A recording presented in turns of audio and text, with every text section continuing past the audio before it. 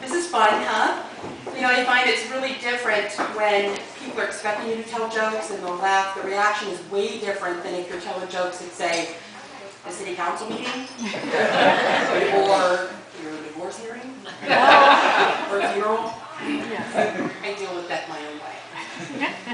I'll tell you a little bit about myself. I am married to Mr. Rabbits for about 5 years now. And I always find that funny when I say it, because I had a rabbit as a child, as a pet, and I killed it. Accidentally. I'm taking much better care of Mr. Rabbit. There's no throwing that carrot bag on top of his cage when I go out to play. So. I have a great daughter. She's wonderful. She goes to Arizona State. We're still very close. She texted me just tonight for some money. And 2 great boys. I have to mention my pets. I have 4 cats. I do. The first one is Sapphire, Sassy Cat, Sassafras, a football and soft clock kitty cat.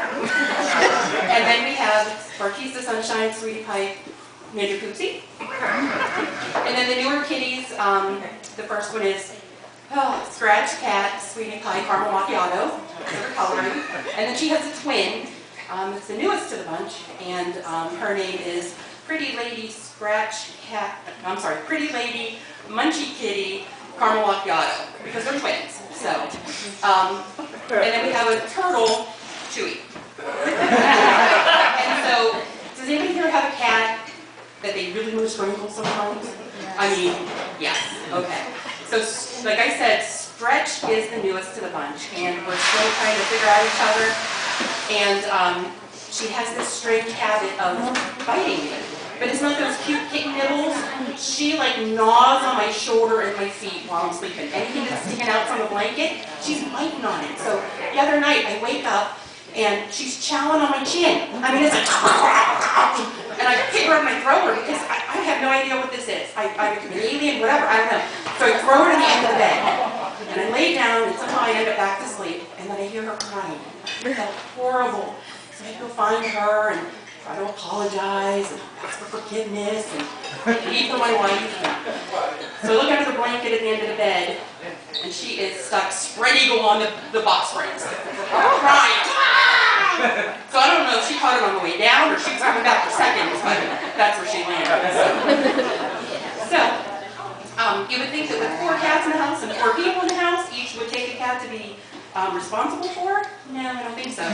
Because my teenage boys, they're not super good for anybody. They'll do whatever I ask, but that is a little out of it. So, out of their points. So, I took my oldest to Walmart the other day to get some deodorant, because apparently the dollar store deodorant isn't good for him anymore. Isn't good enough for him anymore. And I just want to know, when did Old Spice become cool? There's like a 6-foot section of Old Spice and about 30 different scents. And we stood there looking at every one to see what my 14-year-old related to the most. Okay, there's Fiji. I've never been to Fiji, but I imagine it smells probably like tropical bird droppings. I don't know why anyone smell like that. And then there's Swagger. So if you don't have Swagger, do you want to start your armpits?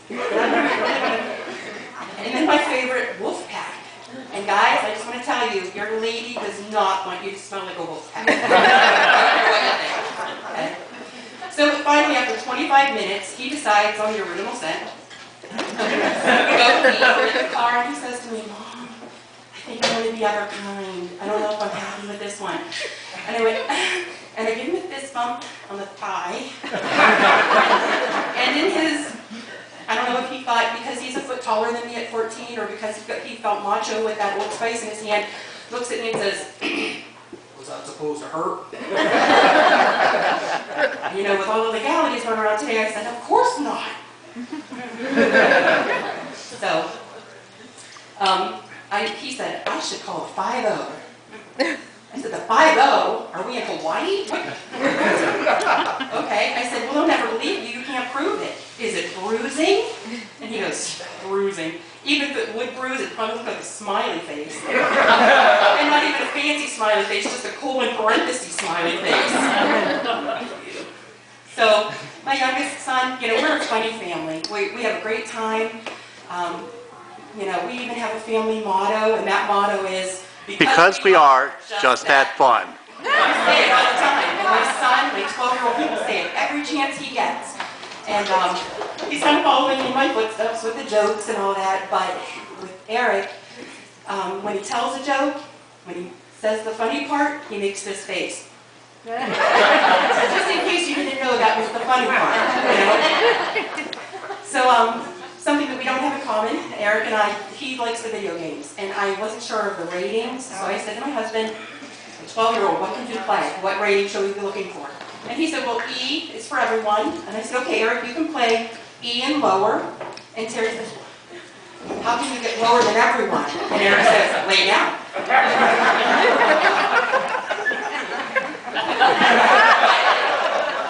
So I just want to leave you with one last thing, and that's the first joke I ever told on stage. My brother told this to me years ago, and it kind of goes like this. This guy walks into an ice cream parlor, and he asks how much the chocolate ice cream is. And the lady says, oh, I'm sorry, we're all out of chocolate ice cream.